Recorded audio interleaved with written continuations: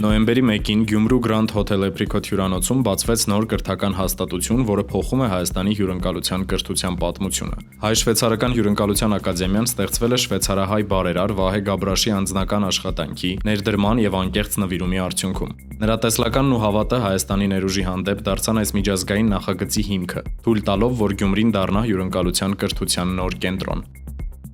Ակադեմիան գործում է աշխարհահռչակ Լոզանի հյուրընկալության դպրոցի հավաստագրով, բերելով շվեյցարական կրթական մոդելը Հայաստան։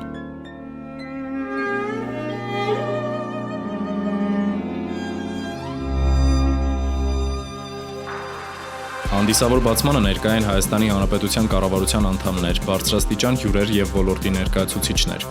Միջոցառմանը ողջույնի խոսքով հանդես եկավ Տուրիզմի կոմիտեի նախագահ Լուսինե Գևորգյանը, Շիրակի մարզպետը, կառավարության, բիզնես շրջանակների եւ ոլորտի կարևոր ներկայացուցիչներ։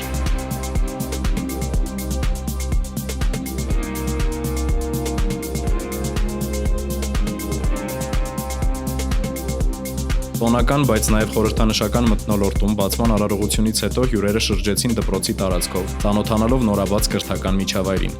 Այստեղ սովորող երիտասարդները բացի մասնագիտություն ստանալուց սովորում են նաև մտածել եւ ստեղծել շվեյցարական որակի եւ հայկական ջերմության միախառնությամբ։ Ակադեմիան առաջարկում է ուսուցում 3 հիմնական ուղղություններով՝ խոհարարական արվեստ, ռեստորանային սպասարկում եւ հյուրանոցային ադմինիստրացիա։